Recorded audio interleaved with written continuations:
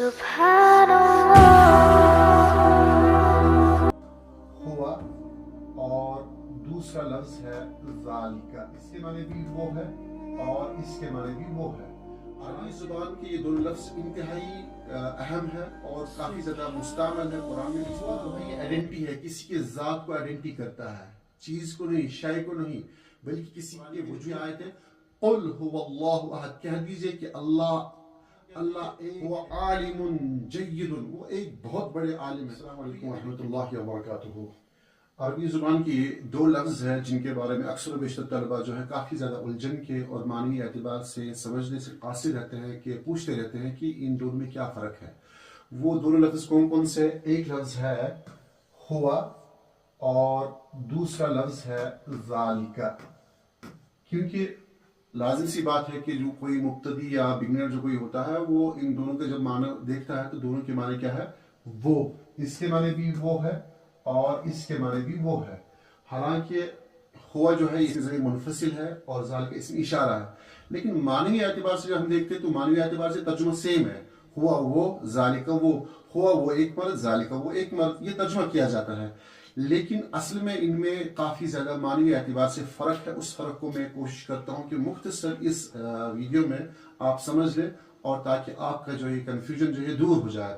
عربی زبان کے یہ دونوں لفظ انتہائی اہم ہے اور کافی زیادہ مستعمل ہے، قرآن میں بھی استعمال ہوئے ہیں اور ہم روزمرہ کی گفتگو میں بھی ان دونوں الفاظ کا استعمال کرتے ہیں. تو اب معنوی اعتبار سے میں سمجھانے کی کوشش کرتا ہوں، اللہ کرے کہ آسان رہے. ایک لفظ ہے انگلش میں آئیڈینٹی.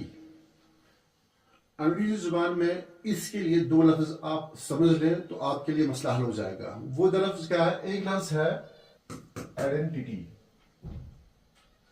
دوسرا ہے پوائنٹنگ.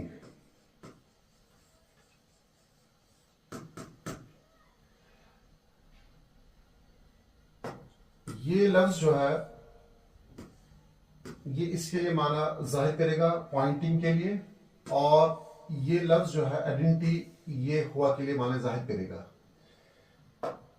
یعنی آپ اس کو سمجھ سکتے ہیں کہ یہ جو ہے ہوا اور یہ جو ذالکا ہے، معنوی اعتبار سے ہوا وہ اور ذالکا بھی وہ. لیکن ہوا جو ہے یہ آئیڈینٹی ہے، کسی کے ذات کو آئیڈینٹی کرتا ہے، چیز کو نہیں، شے کو نہیں، بلکہ کسی کے وجود کو، کسی کی ذات کو آئیڈینٹی کرتا ہے. اور دوسرا پہلو اس میں یہ ہے کہ کسی دوری کی قیادت نہیں ہے. یعنی کہ چاہے یہ زمان سے ماورا ہو، دوری سے ماورا ہو، تو اس پہ کوئی قید نہیں ہے، بلکہ یہ تعظیم کے لیے، آئیڈینٹی کے لیے ہے. جیسے قرآن کریم کی آیت ہے قل هو اللہ احد، کہہ دیجئے کہ اللہ ایک ہے، اللہ ایک ہے، یکتا ہے. تو یہاں پہ جو ہے ہوا یہ اللہ تعالیٰ کے مقام کو، اللہ تعالیٰ کی دوری کو ظاہر نہیں کرتا، بلکہ اللہ تعالیٰ کی عظمت کو ظاہر کرتا ہے. تو اس طرح کہتے ہیں کہ ہوا عالم جید، وہ ایک بہت بڑے عالم ہے. تو یہ آئیڈینٹی ہے، ہوا آئیڈینٹی کے لیے استعمال ہوتا ہے. اور ذالکا جو ہے، ذالکا پوائنٹنگ کے لیے ہے، کسی شخص کی طرف بھی اشارہ ہو سکتا ہے، کسی چیز کی طرف بھی اشارہ ہو سکتا ہے.